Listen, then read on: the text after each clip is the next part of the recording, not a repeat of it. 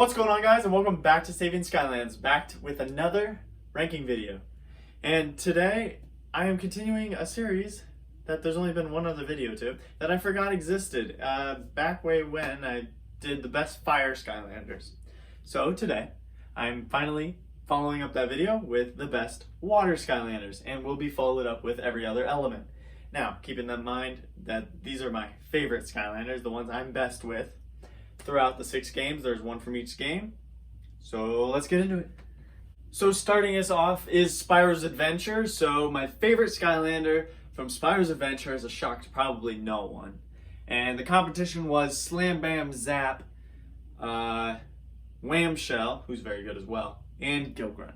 And Gilgrunt is the clear winner because he is my favorite Skylander ever. I think he's amazing. He's a very powerful harpoon attack. If you go that path that does the harpoons, it shoots off into 3. You can also charge it up. But the hose path is always great as well because you can use a jetpack as much as you want.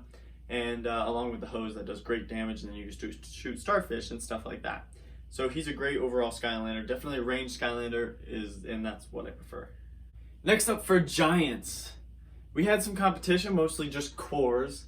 And like series 2s and stuff like that, but we got like Chill, and Chill's very good as well, but this one was a no-brainer for me, and it was Thumpback.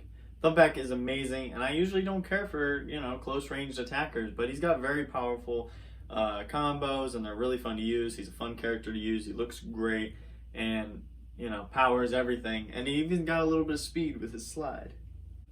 Now from Swap Force, we had a lot of great cores and a lot of great swappers. But in this case, I chose one that's probably one of the greatest swappers that were created and introduced to us, and that is Freezeblade. Yes, he's better than Washbuckler, in my opinion. Don't kill me. But I don't know anybody who would really disagree with me there. He can freeze enemies in their tracks, from medium enemies to tiny little enemies. But the freeze attack also does good damage, so he has like a really far range attack. It doesn't shoot fast, but it does really good damage. And then also his Shuriken, or however you want to pronounce it, does great damage. It's a shorter range attack, but it's still a ranged attack. And then the big thing is his skate ability. You can put this bottom on any Skylander and make them 10 times better because they can move faster. And he leaves behind an icy trail that freezes enemies. Now on to Trap Team. Trap Team was my childhood favorite game out of the whole entire series. And I actually just put out my Trap Masters ranked video, and I already, right now, am regretting one of the placements. And I'm now thinking that Snapshot is not as good as Lobstar. I recently got Winterfest version, and looks amazing, by the way. I'm here to show you guys a little better. But he even has green antennas up here. But he's absolutely amazing. He's got a super powerful ranged attack, which I just never thought was that powerful, but when you boil him and you go the boil path, holy moly does he do damage, and does he move fast. Like, speed and range is everything I ever want to make a great Skylander, and I can't believe I never knew that he has both to perfection. Now on to Superchargers, one of my not so favorite games of the series. A great game, yes, but not my favorite. And I think a lot of people are going to be surprised by this one, by how much I love Gilgrunt, and that I wouldn't probably like his supercharged version, because when characters get changed, people don't like that.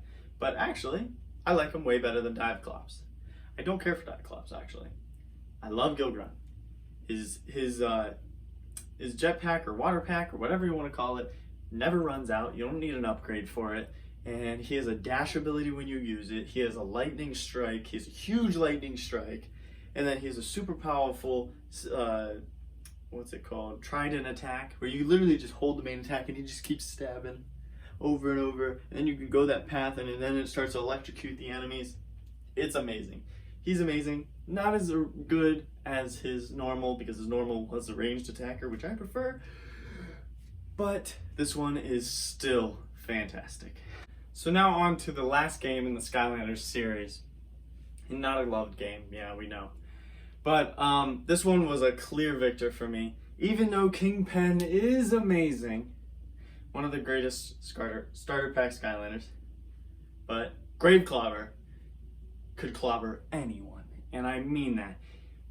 He's the strongest sensei. I've yet to know any other sensei that does as much damage as him. His combos are absolutely amazing, and they do up to like 900 damage. It's absolutely insane. You can one-shot some of the biggest enemies, like in the Chaos Fortress, the last level. One-shot those big enemies that like scream and then they hit the ground. One-shot, dead, nightmare mode, gone.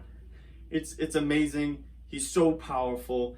He also has other attacks that I never use, but like he has like a belly flop ability, which is better if you have like a bunch of chompies around you or something like that. And then he's got like this little water spout thing that he can like hit and then it can spin around. But when you're as powerful as he is, you could have one attack and be completely successful. So there you guys go, the best water Skylanders. Well, this is my opinion, but I'd love to hear your guys's. This was completely based on my play style, and that's the glory of Skylanders. There's so many different play styles and so many different Skylanders, where you can enjoy a different play style with every single Skylander. So let me know down in the comments what your favorite water Skylander is from each game. So other than that, my hands are starting to hurt because Lobster is really pokey. And thank you for watching, and I'll see you soon.